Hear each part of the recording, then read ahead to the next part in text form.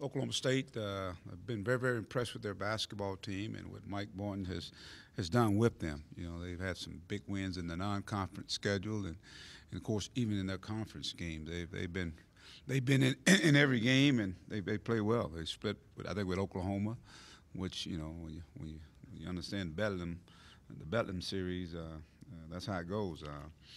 But they've also had a chance to beat Texas, so they've got some impressive wins, and they got some of those kids that played last year that played well for them. So Carroll, obviously someone, the all-conference player.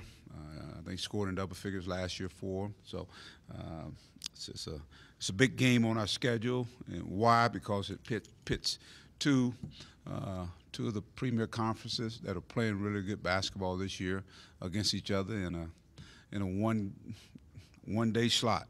And so it'll be featured teams, and of course there's a series that everybody keeps up with. Last year I think it was 5-5, and so we'll find out who's playing well right now, and it may set the stage up for what takes place in postseason play. So, but it's a big game. A very physical basketball team. The Solomon kid, I think he's a kid that we really gonna have to keep off the board. McGriff, someone we're very familiar with that team. They have a transfer Smith kid who's scoring at a high clip. Got balanced scoring. Good defensive team. So that, to me, they're still doing some of the same things they did last year. So we've got to really take care of the basketball, keep them off the glass, and make them take tough shots. It's a team that can score. The Shine kid, who was out last year, he's been playing really, really well for them. So I've been very, very impressed with their team. Yeah, Mike, do you like the idea of having a rematch with Oklahoma State after they beat you guys pretty bad at their place, and now you get them at your place? Well, I don't have anything to do with it. It's just how I think the schedule it happened. So, and I think because of the proximity, that had something to do with it too. Oklahoma, Arkansas.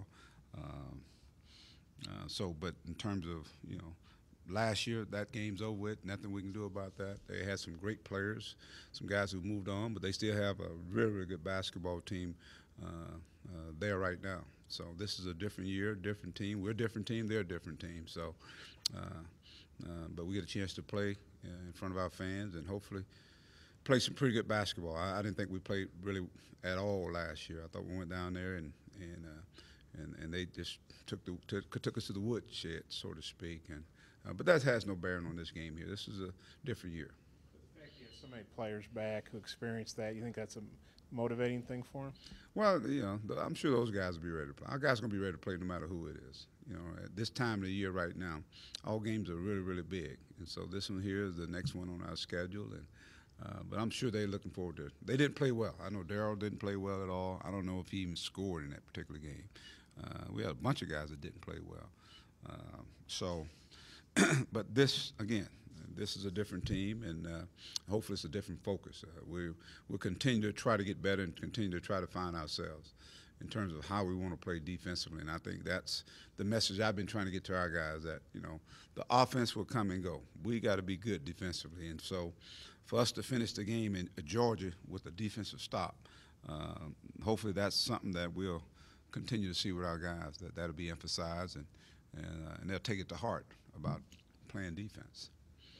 Talked a lot about Jalen's minutes. How difficult has it been to manage those in game, and how has he handled that, in your opinion, for having to play as many minutes as he's had to play? Well, in some instances he don't have he has a choice, but we actually had him playing 32 minutes in that game. We just had him go 10 minutes overtime, so I think that added up to 42. So we talked about cutting them down and trying to use the timeouts, the rest periods, and all that. But I'm sure it was one of those games where he didn't want to be out.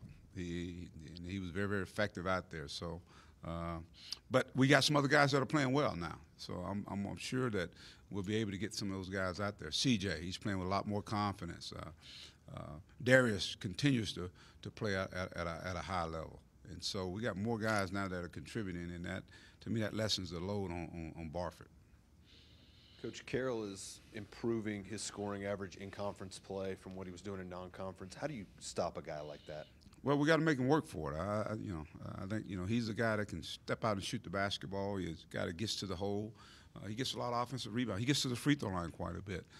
So we got to really pay attention to him, whether we're in a man or in a zone. We got to be aware of him and make him one of those guys that try to make other people's better. So he maybe make him distribute the basketball.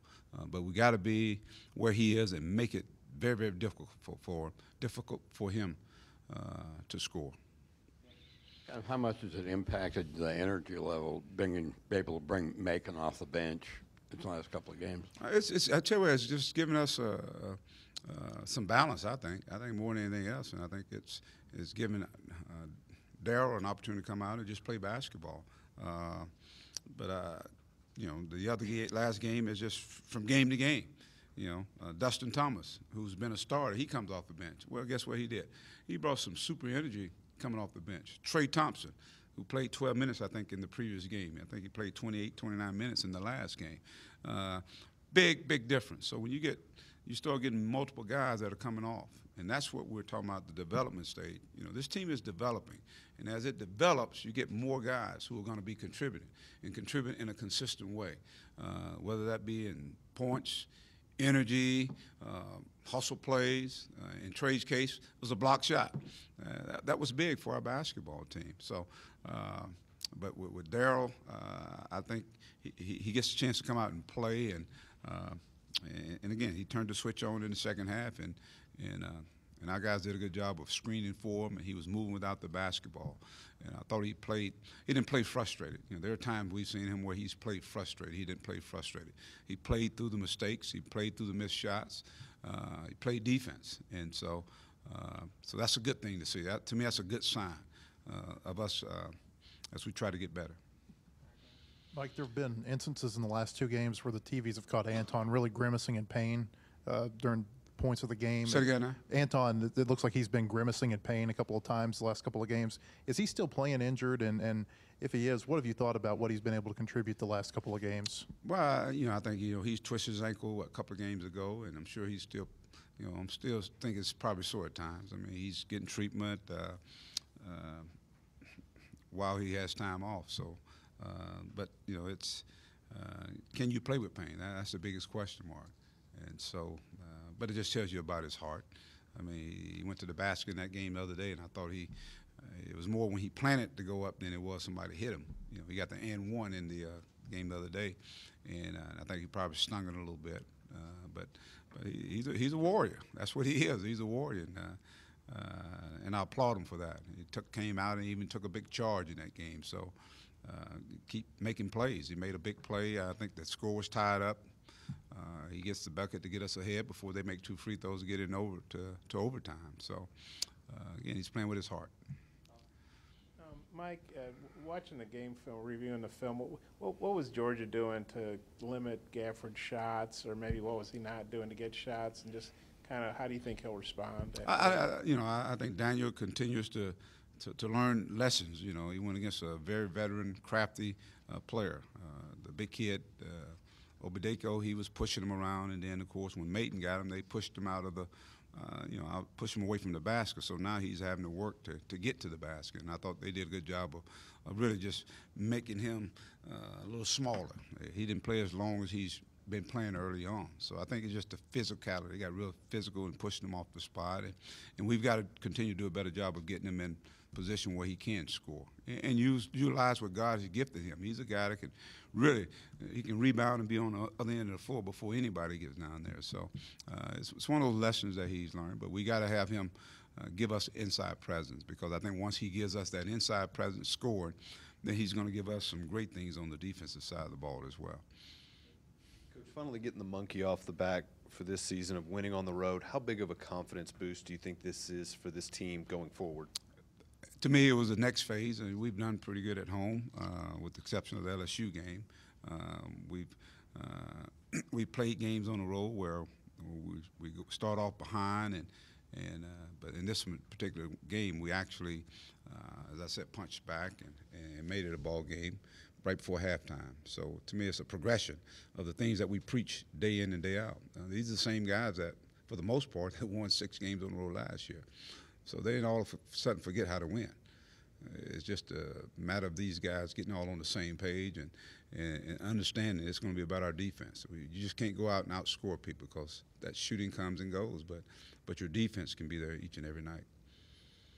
Mike, on the SEC call day, Rick Barnes was saying it was unfortunate Auburn didn't going to get to play in the challenge, playing so well. But I guess they set these things out a couple of years. Do you think it's kind of too bad that a team playing as well as Auburn doesn't get to represent the SEC?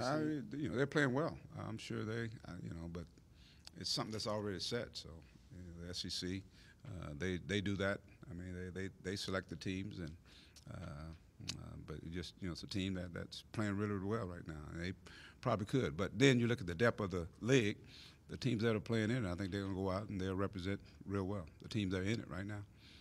I know you guys split with the Big 12 last year, but the Big 12 won the other 3 years, and they've gotten overall, I think they're plus 10. How big would it be? Do you think it'd be for the SEC to win the challenge for the first time if y'all could do that? Well, if you look at each and every year, it got better. It's gotten better.